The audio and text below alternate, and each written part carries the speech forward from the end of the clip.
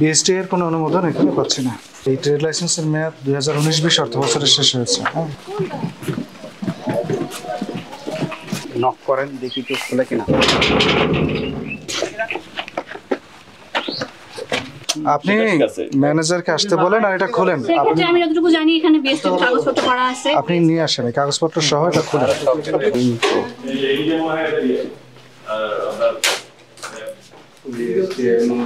পাওয়া গেলে ভালো হতো। আপা অনেক কিছু জানা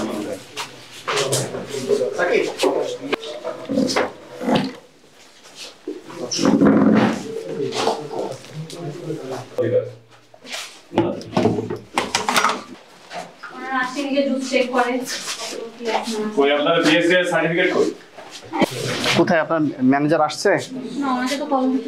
হ্যাঁ আসতে বলেন। যে কোনো ফ্লেভারের আমরা ড্রিঙ্কস অর্ডার করতে পারি। তো লাইসেন্স ইস্যু হয়েছে সেটা? হ্যাঁ লাইসেন্স হয়েছে, লিমিটেড লাইসেন্স। না এটা তো আপনার লাইসেন্স না, এটা হলো টাকা জমা দিয়েছে আর কি লাইসেন্সের জন্য। লাইসেন্স পেয়েছেন কিনা সেটা দেখতে হবে, লাইসেন্স তো এখনো পান নাই। এটা রিপোর্ট আসছে না, লাইসেন্স দেওয়ার কথা এবার কিন্তু আপনি তো বললেন যে লাইসেন্স আছে বিএসটি। হ্যাঁ আমাদের বিএসটিতে লাইসেন্স না সেটা দেখানো আমাদের লাইসেন্স। আপনি বললেন যে লাইসেন্স আছে, এই যে আবেদন করেছেন আবেদন করেছে লাইসেন্স পাইনি এর জন্য আবেদন করেছেন। আমাদের কোনো অনুমতি দেওয়া হয়েছে কি করার জন্য? দেখান সেই অনুমতি পত্র। কে অনুমতি দিয়েছে দেখি একটু। বিএসটি এর কোনো অনুমোদন এখানে পাচ্ছি না। এই ট্রেড লাইসেন্সের মেয়াদ 2019-20 অর্থ বছরের শেষ হয়েছে। সিভিল সার্জনের প্রত্যয়নপত্র প্রিমিসেস লাইসেন্স, এটা 2022 সালে মেয়াদ উত্তীর্ণ হয়েছে। এটা নবায়ন হয়েছে।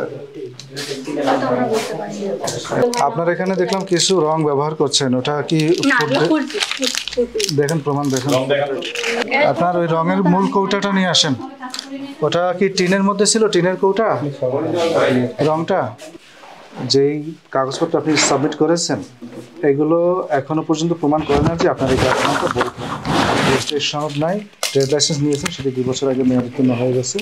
প্রিমিসেস লাইসেন্সও 2022 সালে মেয়াদ উত্তীর্ণ হয়ে গেছে।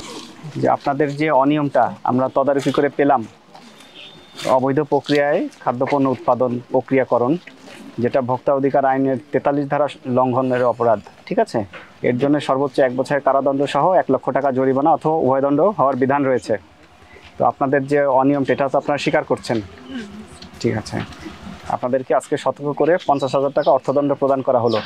একই সাথে আমরা আদেশ দিলাম আগামী 7 দিনের মধ্যে আপনাদের যত কাগজপত্র আছে, লাইসেন্স আছে, সেগুলো আমাদেরকে প্রদর্শন করতে হবে। আমরা এগুলো যাচাই বাছাই করে পুনরায় আবার নতুন করে সিদ্ধান্ত জানাবো, ঠিক আছে?